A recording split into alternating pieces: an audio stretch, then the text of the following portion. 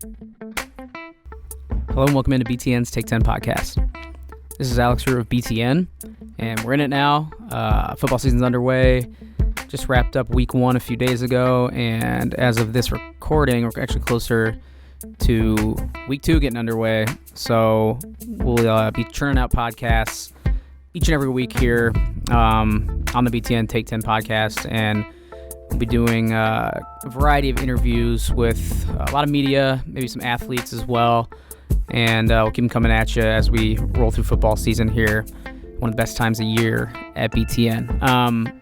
So last couple of years, if you follow the show, we've tried to have a writer on every week, or national media member, TV analyst, whoever, on to kind of do a weekly breakdown of what happened the week before and what to look ahead to in college football landscape.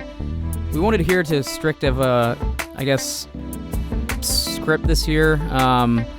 Last couple of years, it was like, okay, we had to have a writer on, and we will get this media coverage and kind of do it in a nice and neat package each week. Going to try and loosen that up this year, and if we get a media personality on or a writer, great, and we will definitely talk about what happened in college football and what's going on in the sport, but I think it's going to be less of a we have to hit these notes and more just of a free-flowing conversation. Might talk about the media member's background and just have more of a loose, casual conversation. And some weeks we might not have a personality or writer on at all. It might be an athlete, a player, it just depends. So this week we did have a national writer on. We had Matt Fortuna join the show, first-time guest on the Take 10 podcast. Matt is a writer for The Athletic. He's a Big Ten guy, went to Penn State and covered Notre Dame for a while, wrote for ESPN, and has been with The Athletic for the last 2 years. And he had some great insight and some great stories about some pieces he's written for The Athletic in the last week or so. He's been grinding, hitting the ground running in the 2019 season with some really good stuff. He was at 2 different games this past weekend, and we talk about a lot of different topics, both in the Big Ten and outside the conference as well. So Matt breaks down the Big Ten, breaks down his stories, and we get to a lot of good stuff in the next half hour. And beyond that, we brought BTN researcher Harold Shelton back in the studio for his weekly Stat Head segment, which runs pretty much every week in football and basketball season. Harold's got a great mind and a great skill for putting numbers into to coherent and concise thoughts in a podcast format. So got Harold in here for about 20 to 25 minutes to talk about everything that happened in week 1 in the Big Ten and to discuss what lies ahead in week 2. So pretty packed episode today with Matt Fortuna and Harold Shelton, and we'll start with Matt's interview off the top. So kick it over to, as I mentioned, writer with The Athletic. He also contributes to Stadium. It's Matt Fortuna, and that interview starts right now. I'm very pleased to be joined by a college football writer for The Athletic. It's Matt Fortuna. He's also a contributor at Stadium. You can follow him on Twitter at Matt_Fortuna. Matt, how's it going, man? Good to be here. Happy to have week 1 under our belts. And as they say, you improve the most between week 1 and week 2. So I'm ready to get back at it this weekend. How about you? Yeah, it's good to have you on. It's good to be back in the swing of things. I miss football. I'm excited that soon we're going to have the NFL to look forward to on Sundays as we're watching college football on Saturdays. I'm just a big football guy in general. So speaking of football guys, we kind of have to start with a piece you wrote this past weekend on Hugh Freeze, the Liberty coach. There's really nowhere else to start because he coached from a hospital bed, and that's the ultimate football guy move. So what made you decide to write about that, and how did the story kind of come together? What made me decide to write about it is I could not simply get enough of this. I mean, it's like everything weird and kind of misguided about the sport that we hold so dear to our hearts, all wrapped up in such a memeable fashion, if you will. I mean, every joke kind of outdid the other in terms of the I Will Remember You, dubbed over with Dino Babers waving to him, the Happy Gilmore guys with Chubbs and everyone looking down with Hugh Freeze. I mean, is just so absurd, and you can't think of like a more kind of woe is me kind of character, if you will, than Hugh Freeze. Not to delegitimize the health issues he's going through, but like, who the heck is he serving on his football team by coaching a game from a hospital bed and only calling plays on first and second down? Like, what, you couldn't do third from there too with the visor and the sneakers on? So as far as the story, I covered games on Thursday and Monday, which meant I was home on the couch Saturday. And yeah, as fun and exciting it wasn't the most dramatic week one in terms of high profile games. And when I saw that, I mean, I just had so many questions. And so I was able to at least get in contact with the sideline reporter, Melanie Newman, from that game.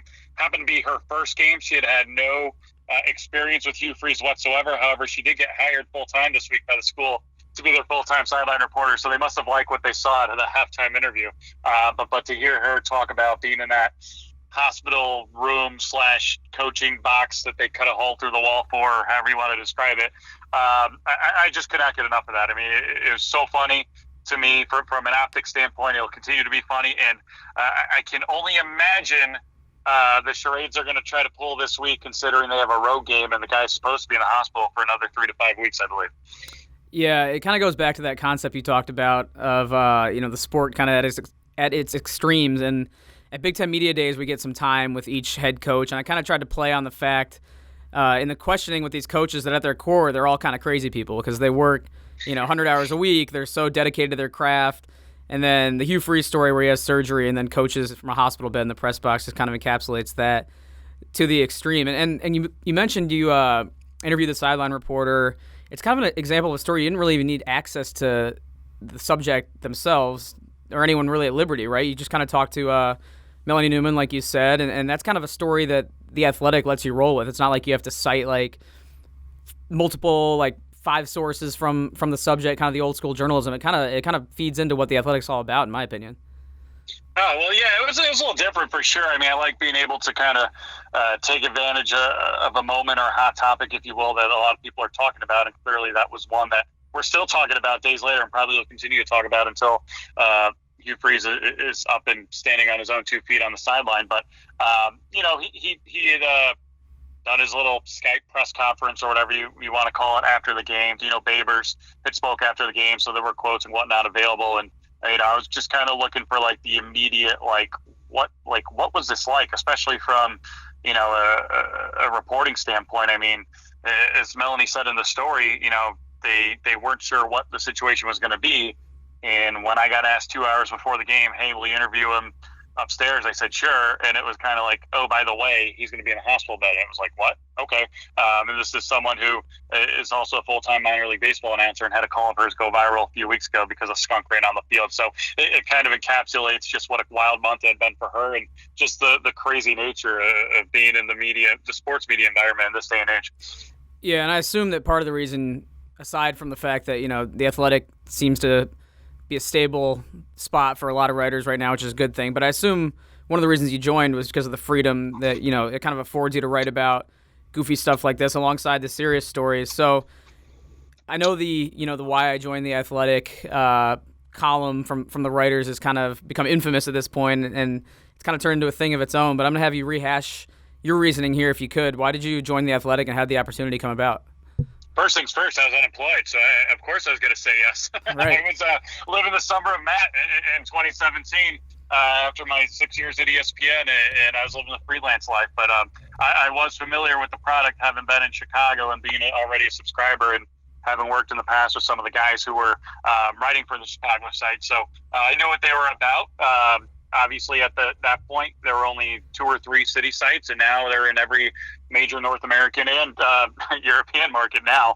So it's been crazy to see, having just celebrated our 2-year anniversary as a college football vertical last week, just night and day in terms of man and woman power and our brand growth and reach really throughout the world.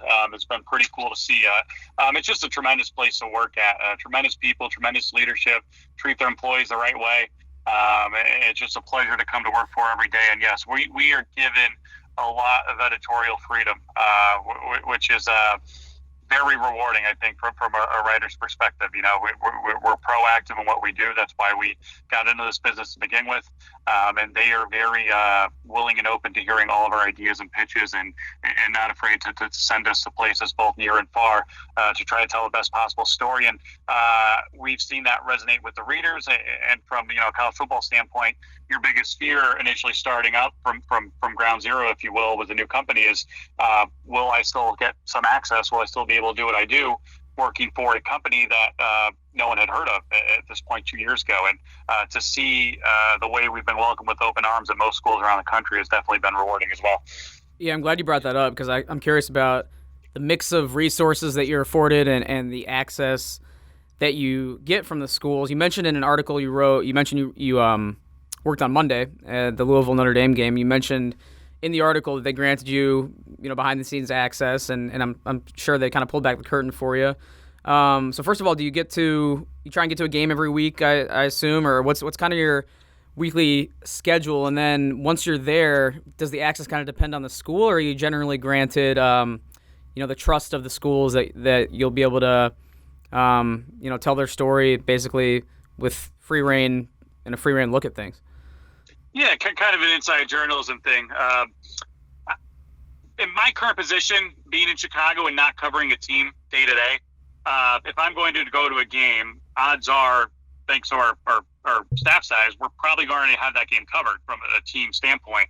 And so for me to justify going on the road and going to a game and covering something that we already have pretty thoroughly covered, I'm going to need to be able to deliver something to the readers that they're not going to be able to get anywhere else. And so in the case of Louisville, getting to go behind the scenes and be in the locker room for, obviously a big game on Labor Day night that the nation was watching, but also for the start of a new era with Scott Satterfield, which could not be any more different at Louisville right now than the way things had run in the past under Bobby Petrino, to be able to bring readers inside the locker room pre and post game and a halftime, and to be able to kind of be a fly on the wall throughout that weekend there and see the way they were going to do their business and see the way they performed, which was pretty valiantly against a team that they were definitely overmatched against in Notre Dame.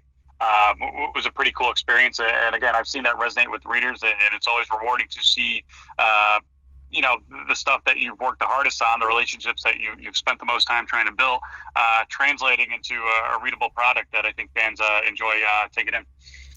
You covered Notre Dame for a while. Are there any concerns if you're a Notre Dame fan, do you think, about the performance? I mean, it was kind of sloppy. Obviously, Louisville got up for a big game under the lights, first game with a new coach. What did you think overall? I watched the game with a Notre Dame fan, so that's why I'm really curious, because he wouldn't sit down the whole time and was pretty stressed. So what are the Irish looking like after week one? Yeah, I was on the sideline for Louisville, and I didn't have any cell service there, which is probably a good thing, because I can only imagine the texts and the tweets that Notre Dame fans were having after Louisville marched it down their throats on the first two drives of the game for touchdowns, which no one saw coming. I thought the defense adjusted well as the game wore on. I think they're able to kind of neutralize that Louisville offense, adjust to the tempo, and really, make Juwan pass the shell himself by the second half.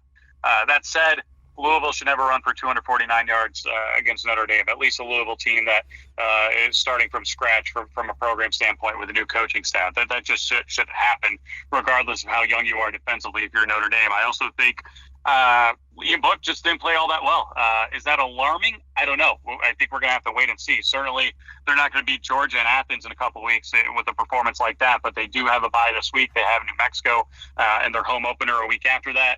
You need to see Ian Book make some progress here and at least look like the Ian Book who will help lead them to a 12-0 regular season record last year, because the last two showings that the general public has seen right now is the Cotton Bowl against Clemson, which obviously didn't go well, and this game this past Monday against Louisville, which, while it worked out in Notre Dame's favor in the end, I don't think that offense, despite having all their injuries, I think they still should have performed better than they did, and I think that starts with the quarterback. And if you're Notre Dame, I think you do sleep easy at night knowing that the first guy who's going to tell you he needs to play better is Ian Book, and I think the coaching staff knows that. And this is a guy who knows how to take coaching and who's his own harshest critic. So I wouldn't be too concerned just yet, but it's week one, and that's all we have to go off so far. So I completely understand the fans freaking out and melting down, because things absolutely do need to get better as the season moves along.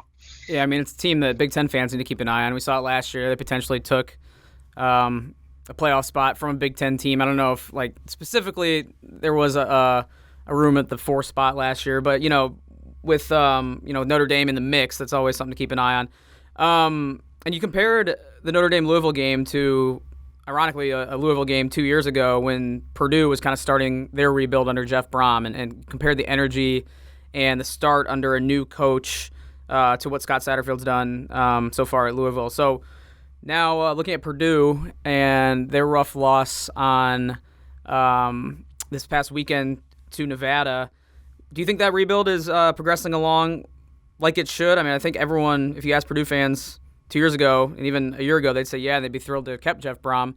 What do you think about the trajectory there and how it stacks up to maybe some of the other rebuilds in the Big Ten, your Minnesotas, your Illinois, your Rutgerses? I wouldn't worry too much. Now, the way they lost is not good because that's a game that obviously they should have won and probably should have put away early in the second half. I thought coming into the year, I had that game circled. I had the Mizzou-Wyoming game circled, and I had the Minnesota-Fresno State game circled. Not to act like Nostradamus here and say I saw those 2 of those losses coming and maybe a third this week. But I just think anytime you're a Power 5 team, I don't know why you would go on the road to a Group of 5 team in a random location, geographically speaking, in a different time zone and put your program through that. Because even when you do win those games, they usually take the wind out of your sails a little bit coming back in week 2 and week 3. And so a lot of times those can be schedule losses as much as they can be team losses. That said, I thought Purdue had a chance to take a step back here coming in just when you look at particularly that offensive line. I mean, they really only had 2 people returning who had played any college football whatsoever.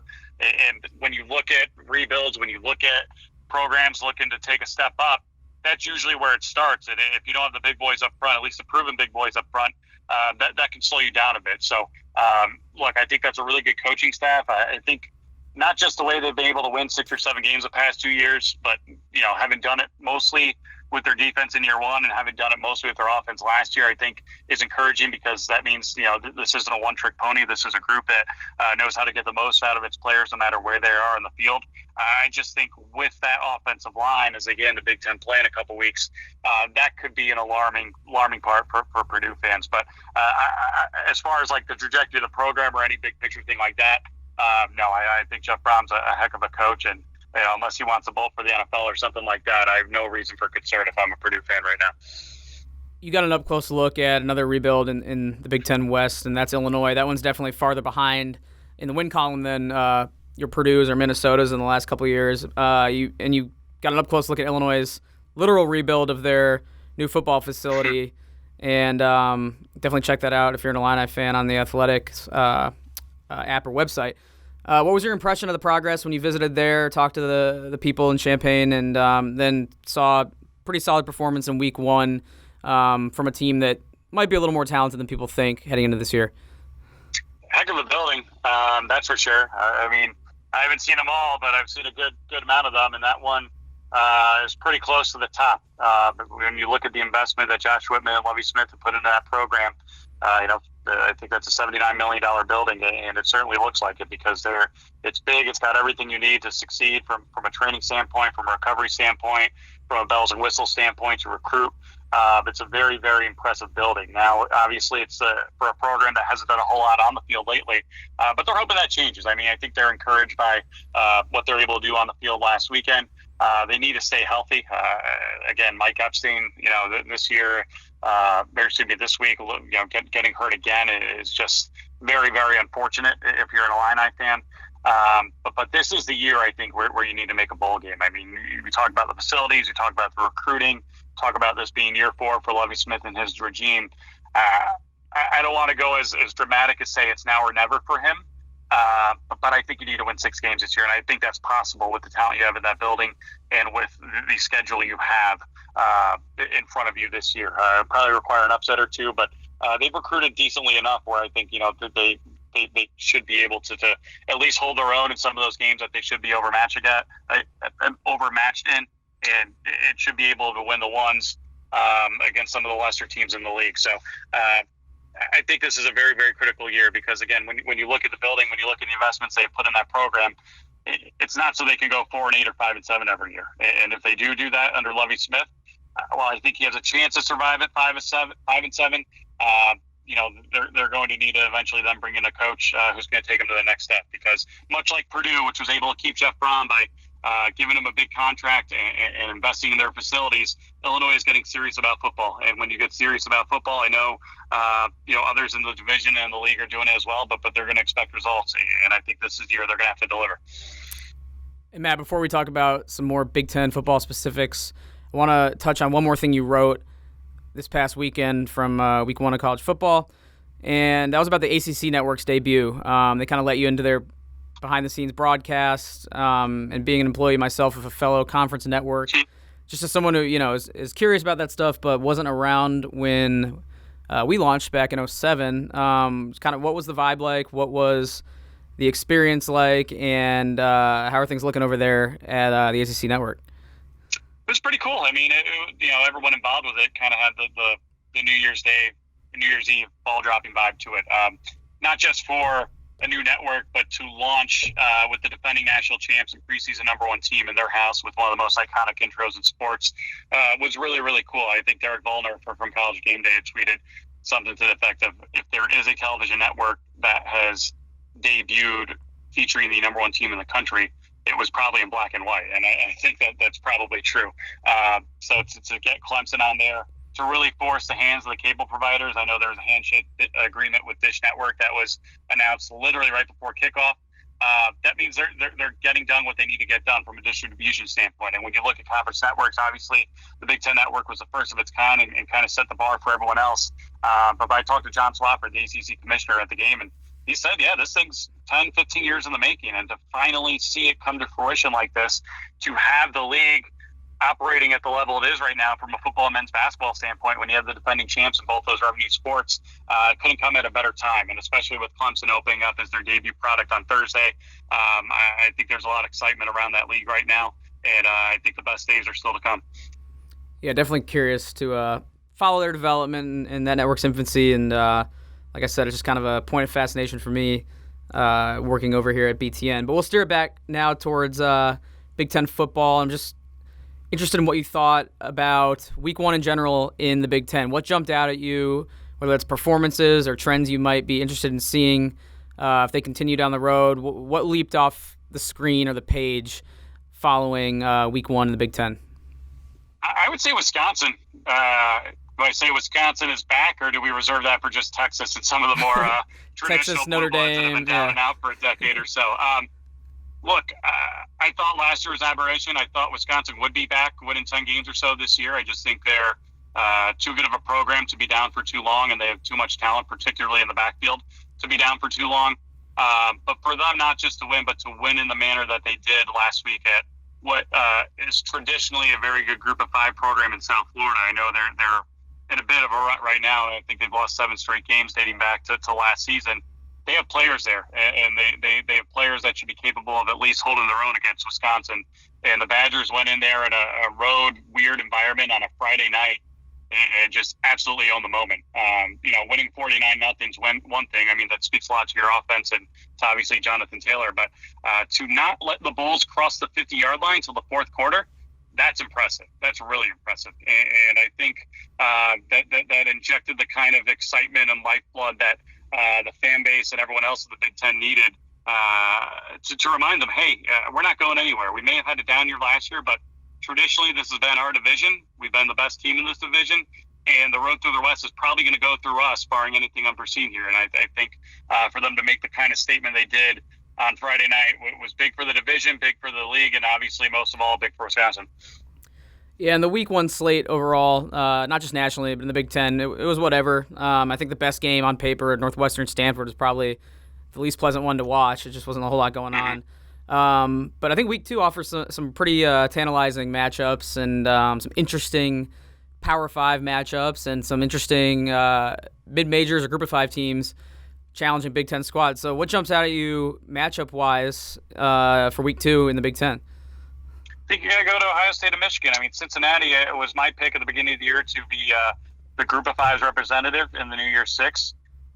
They beat UCLA. I don't think UCLA looked all that great, but I also think that game was not nearly as close as the final score, 10-point margin would indicate it. I think Luke Fickell coming back to Ohio State, how has that Cincinnati program up and rolling as good as any in the American Athletic Conference, I think, this season.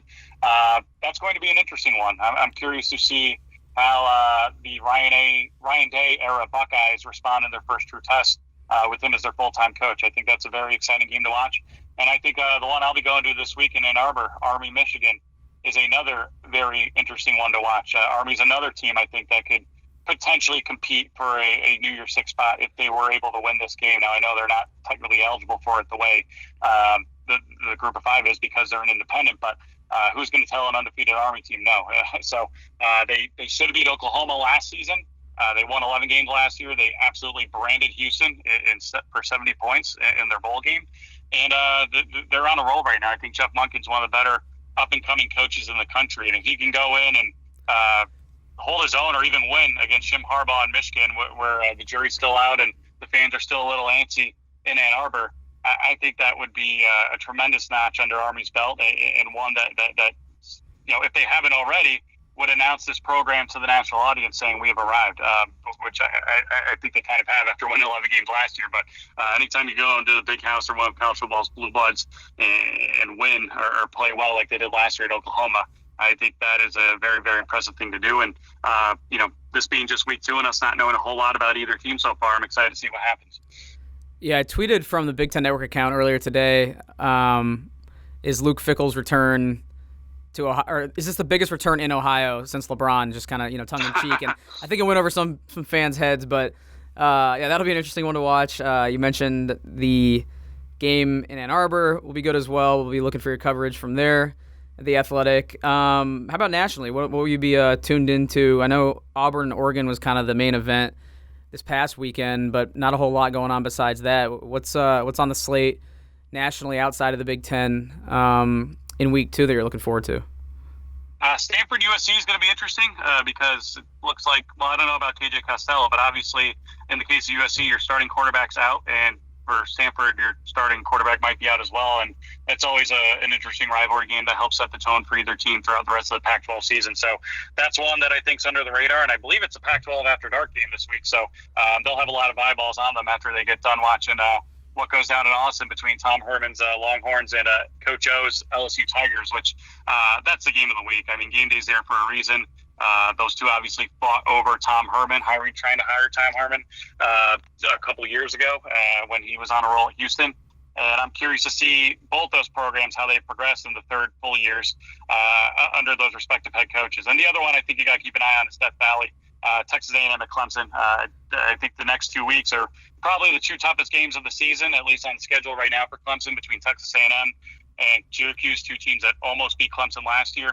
I think if Clemson rolls through both, which is possible, I think both could be close games too. But if they roll through both, I just think the rest of the ACC is just going to kind of put their heads down and think, what chance do we have? Because I think those are going to be the 2 stiffest tests they have. Yeah, I hope they keep the Pac-12 After Dark thing going. I don't need my Pac-12 before brunch or whatever that alternative that they're proposing for the 9 a.m. games. I like getting home and then watching a late game, so hopefully that sticks. Matt, before we wrap up, got to ask about Penn State, because you went there, right? I did, yeah. All right. Well, many eras ago, but yeah, I did go there. It wasn't that long ago. We'll get your expertise on Penn State before wrapping up, because I assume, like most people in their alma maters, you probably follow them closely. And I want to get your thoughts on if you think they're on Michigan and Ohio State's level in the East, because a lot of the prognostications and predictions had either Michigan or Ohio State winning the East this year. Penn State obviously has a lot of talent, but they have some question marks with how Sean Clifford will do and just with a lot of youth on that squad. So do you think they measure up? It's funny. I being in Chicago, I know it's a Big Ten country, but Penn State's often like the forgotten stepchild relative to everyone else from an alma mater standpoint in the Big Ten. I haven't had my ears to the ground, I think, as closely as a lot of people, at least on the East Coast, have. And I have a lot of friends who are in the media who are diehards and go to every game and go crazy for every game. And it was alarming to me, or I guess curious to me, throughout the summer to hear just how down all my friends were on them and how they thought they were going to win 7 or 8 games this year. And Look, maybe they do. I don't think as good as they looked last week as Idaho, so I don't think you can make any grand proclamations just yet. I will say this, though. James Franklin has done a heck of a job with that program. He's turned it around a lot quicker than I thought was imaginable. And he's recruited on par, I think, with Michigan, maybe just a little bit behind Ohio State. And I think this is the year where you see the fruits of that labor on the recruiting trail come to life. I mean, you have a lot of, I don't want to say no names, but you have a lot of mysteries. You have a lot of first-time starters, especially at quarterback. Anytime you lose a 3-year starter who's become synonymous with your program, that's going to lend itself to a little bit of curiosity about what that offense is going to look like. But I think we learned a little bit about this program and the staff and just how well perception versus reality matches up when it comes to recruiting rankings. Because I think on paper, when you look at what they've been able to do off the field the past couple of years, they should be as good as anyone in the East this year.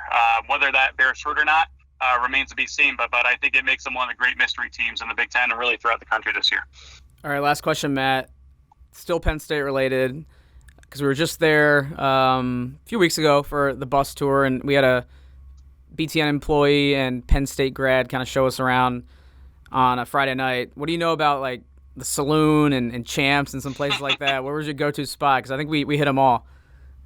I was there for a reunion for the spring game last year, and it was like, what is this place? Like, Champs was not downtown. That used to be, I think, a TGI Fridays. I mean, or a Chili's or something. I mean, it's so remarkably different from when I was there. And again, I don't think I'm that old. I'm 30, full disclosure. Saloon was there. Enjoyed the saloon. Always like the first. I know that they've got another one, I think, on top of it right now, but I believe the first is still up and running. Yeah, we went to the first. That was kind of our go-to Saturday night to go see their bands after the game. And that was like it's like a basement, right? Yeah. Definitely went there too.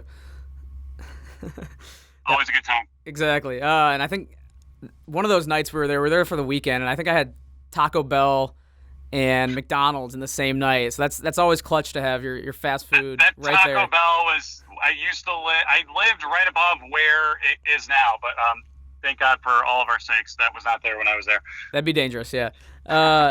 Matt, that's all I got for you. We'll wrap it up on that note. Really appreciate your insight and your time, and we'll definitely be following your work the rest of the year, starting with Michigan this weekend. Awesome. Anytime, Alex. Appreciate you having me. All right. All right. Thanks once again to Matt for joining the show. Appreciate him. Definitely have to get him back on at some point. I'm surprised it's taken this long, honestly, for me to reach out to him and get him on because, like I said, Big Ten guy with a lot of knowledge. Obviously, very skilled and good at his job and has a national platform. So good guy to have in the Rolodex and great guy to talk to for about a half hour here on the show. Moving on now, as I mentioned at the top, we'll bring in our researcher here at the network, Harold Shelton, to dive into the numbers behind the breakdowns of Big Ten football. A lot of just casual discussion thrown in as well, but Harold's got a really good knack for working in some pretty in-depth stats and figures that he goes behind the scenes on our TV shows, does a great job there, but brings to the forefront with his voice here on the podcast. So without any further delay, we'll kick it over to Harold Shelton and myself for the weekly Stat Head segment, and that segment starts right now. All right, back again with first edition of the Stat Head segment in 2019 football season. We're in our makeshift studio, H. Welcome in. Hopefully we don't get any disturbances as we sit here in this kind of temporary conference room. Hey, I hope not, but we adapt. We move around, but the show still goes on no matter where we are, so it's all good. The show does go on, and we'll kick it off by talking about some week one action that we saw. Closer to week two than we are week one at this point, but I think it's worth talking about a little bit. Some of the significant numbers that might have stood out to you. You are the Stat Head. This is the Stat Head segment, so just off the top, what jumped out at you looking at a pretty mild week one schedule? There wasn't too many marquee matchups, but there were some big numbers and some big names that stood out. So again, week one is kind of hard to take too much from, but I was interested in seeing how Maryland looked, and Josh Jackson certainly looked the part. He looked like he did his freshman year at Virginia Tech.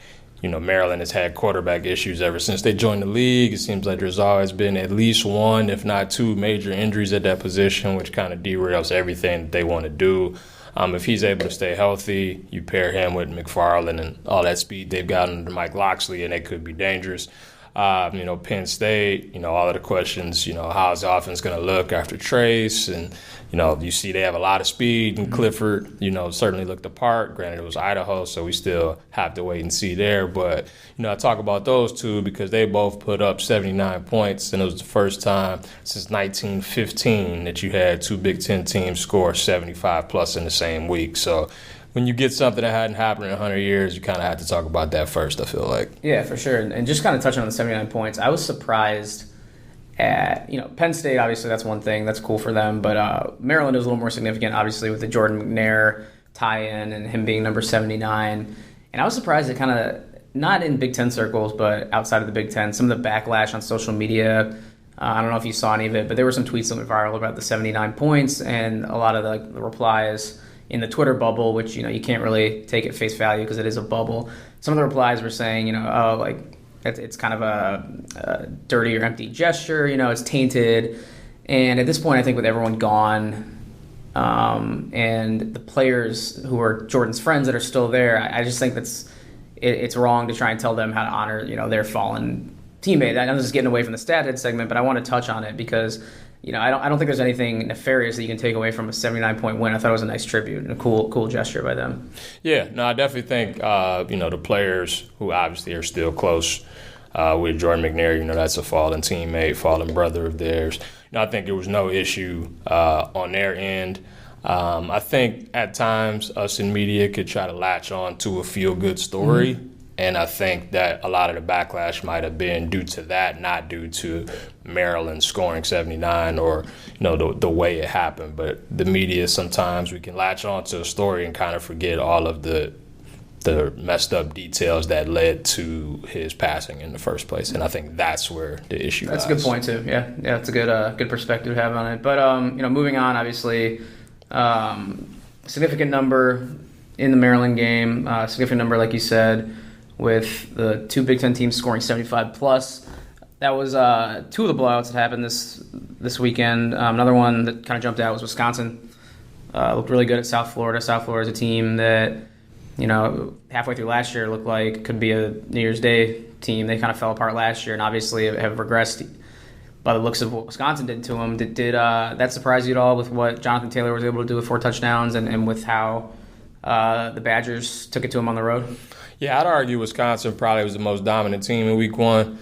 When you factor everything in, obviously I know, Maryland and Penn State both scored 79 and, Maryland, had a shutout. But Wisconsin, they did it on the road against the FBS team. There was all the questions about how the offense would look with, Jack Cohn being the starter and losing all those offensive linemen and the much maligned defense.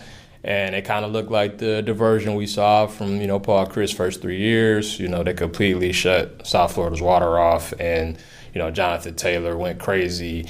But the thing that was interesting is that he went crazy as a receiver as well. Sure. His freshman and sophomore year, he had 8 catches each of those seasons, and he never had a touchdown catch. And then he gets 2 in the opener. And, he's already, a quarter of the way to, the most catches he's ever had in the season. So if they find a way to get him the ball in space and not just handing it off to him, that offense becomes more dangerous. He becomes more of a threat in the Heisman race, and that whole West race could be, Wisconsin's to lose. Yeah, I know you remember our intro to Jonathan Taylor was on the bus tour 2017, and he caught a pass out of the backfield with one hand and took it to the house. So that's, kind of finally coming to fruition maybe here. I don't think it's a fluke, like you said. I think he might be seeing a trend with Taylor catching more passes out of the backfield. So yeah, that was good to see. And then I didn't really watch much of the Ohio State-Florida Atlantic game, but I looked over, and before, the game really got underway, it was like 21-0, 28-0. And Justin Fields had 5 touchdowns in his debut. It was, Lane Kiffin's Florida Atlantic team. It wasn't, an impressive opponent, but I feel like you can't really ask for much more. And as a Buckeye fan, if you're a Buckeye fan, you can't expect a better debut out of Justin Fields. Yeah, I thought Fields was great, especially early.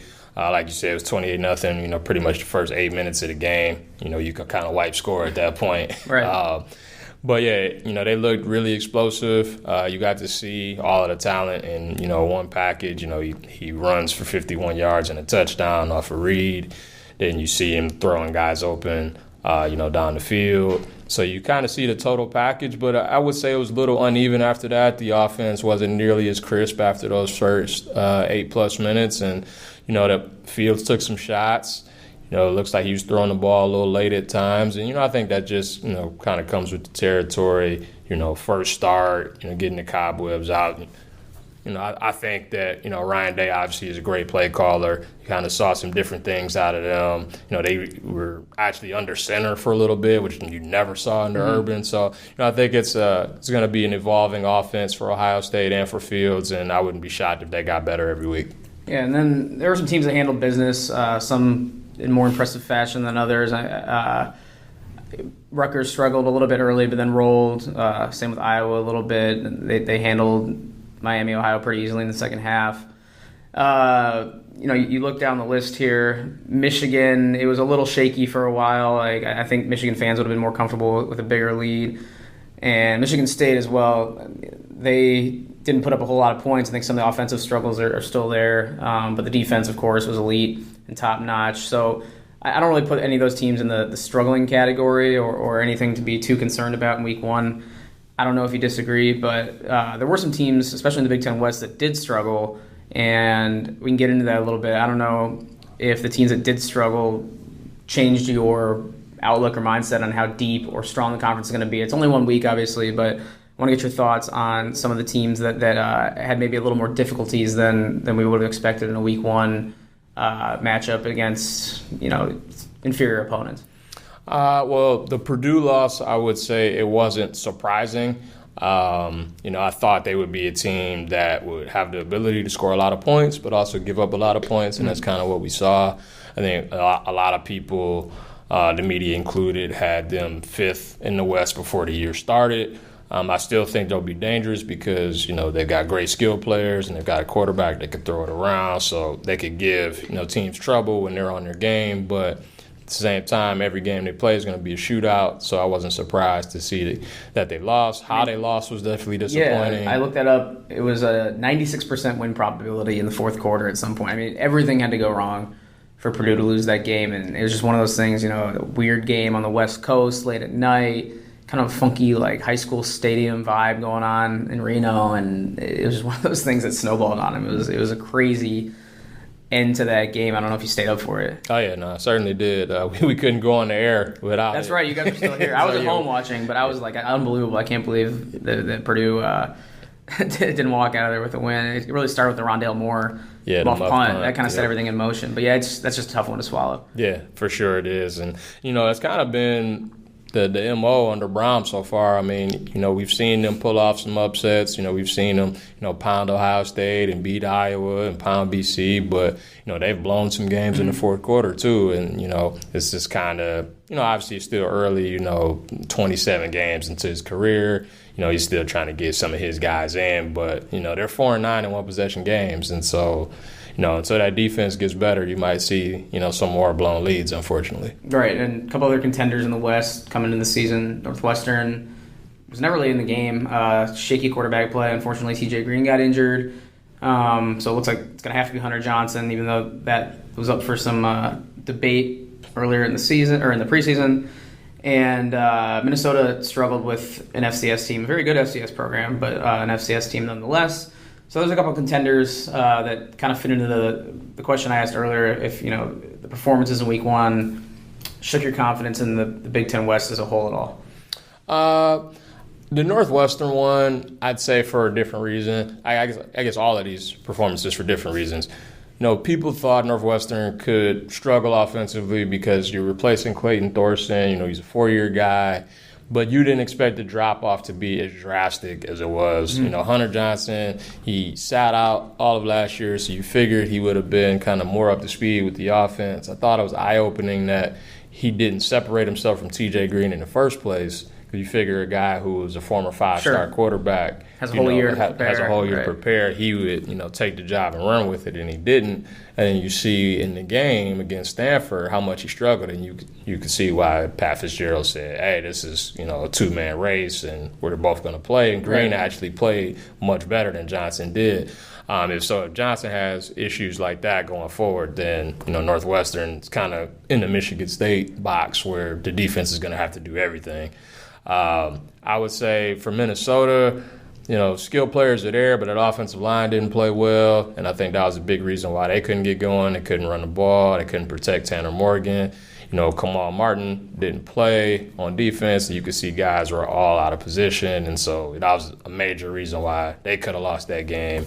And I'd even throw Nebraska in there. I mean, they were the pick to win the West by a lot of people. Adrian Martinez did not play well. Scott Frost, kind of called him out and the offense, saying they need to be better. And it was the black shirt defense, the much maligned black shirt defense, who bailed them out with 2 defensive touchdowns. I mean, they were a 5-touchdown favorite, in that game, and it was a 1-score game in the fourth quarter. Yeah, and I think it's so early. It's week 1. It's hard to take too much out of it. But Wisconsin, I think, separated themselves for sure. I think the rest kind of tightened up, if anything. I think Illinois showed that they might be. Granted, it's against Akron. They might be a little closer to your Purdue's and Minnesota's than maybe it was given credit for earlier in the preseason. So, the middle of the West, I think, is still tight and deep. But Wisconsin, I think, proved, or at least gave us a little bit of reason to believe there could be some separation there. Iowa, second half was solid, but the first half, was a little shaky. So we'll see. It's just so early.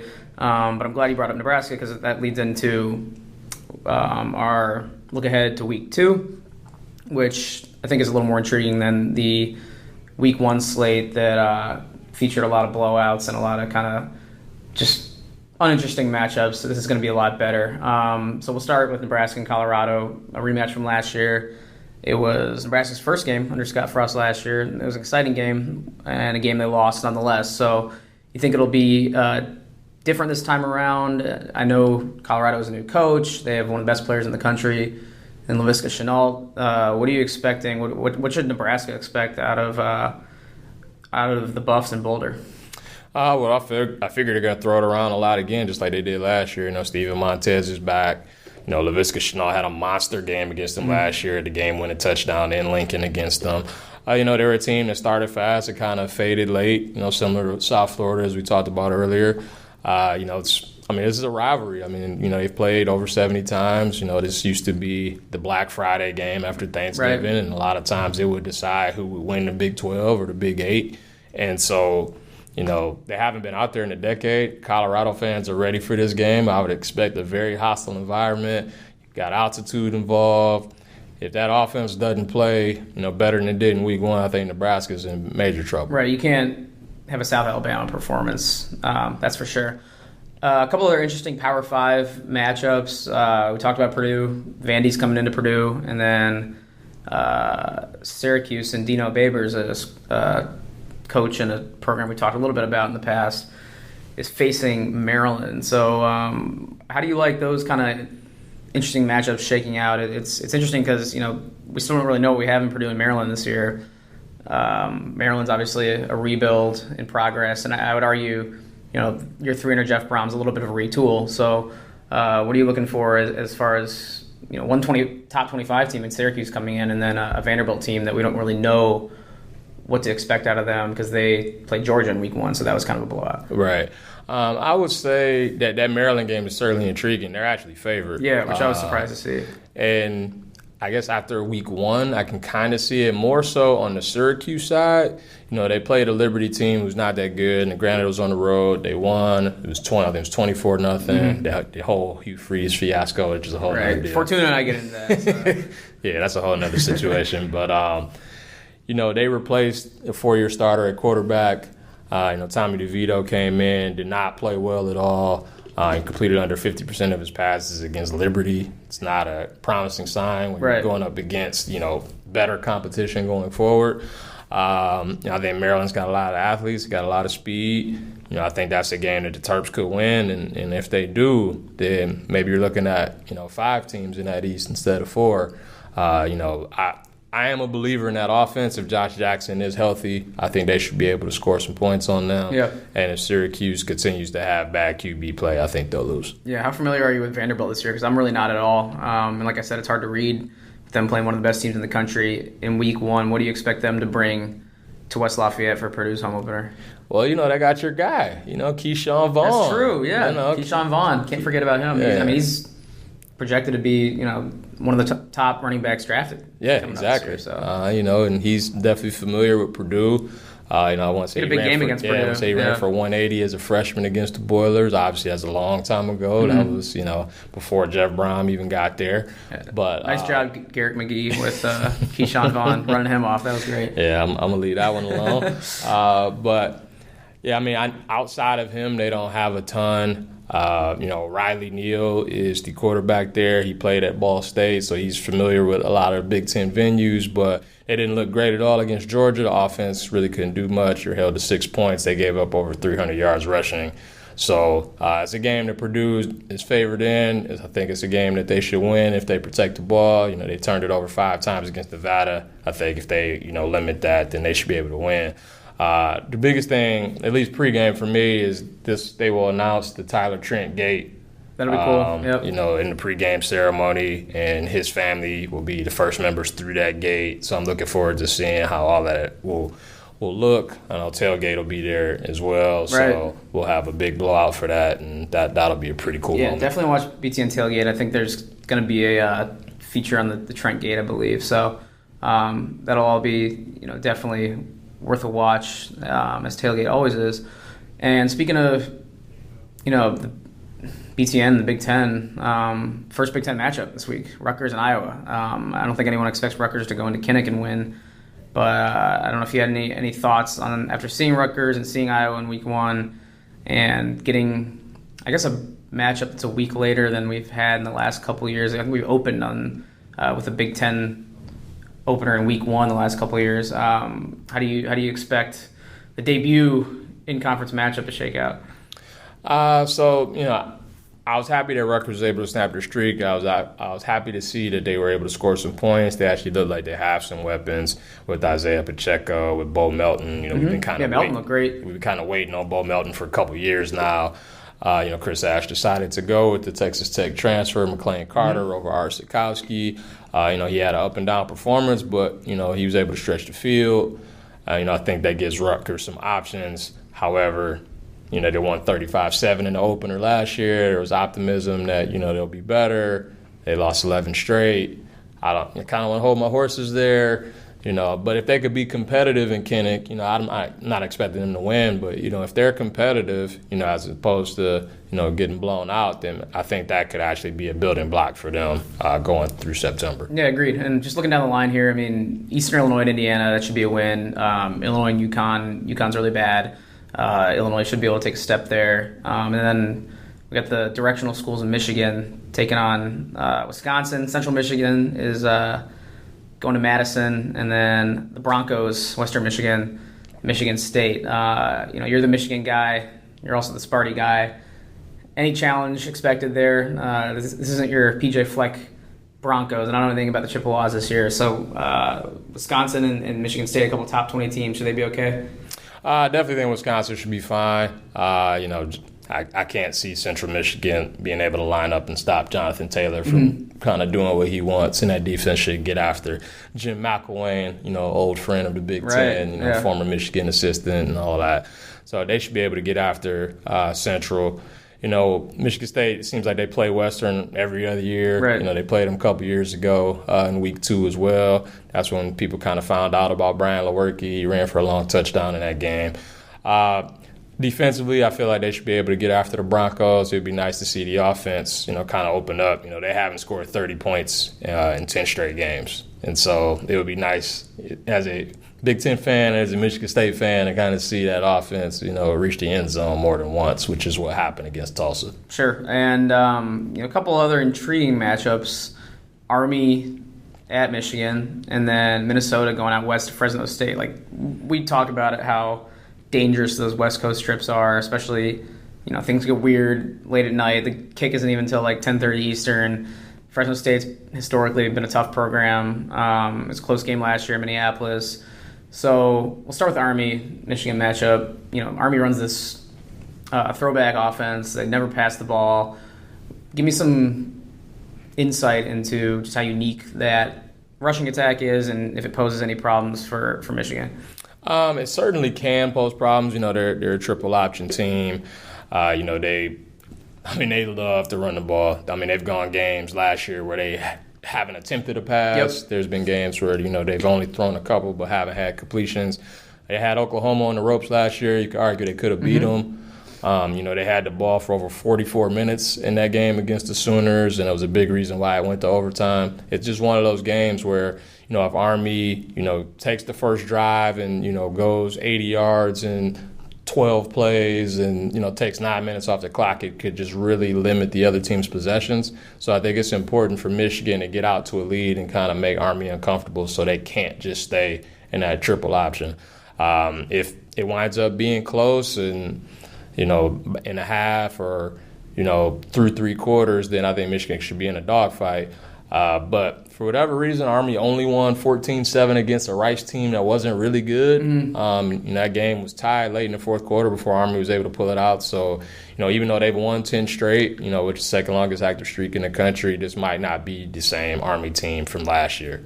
All right, H, I know you got to go, so just want to, before we wrap up, see if you have any thoughts on the in-state battle, Cincinnati at Ohio State, the Luke Fickell returns game.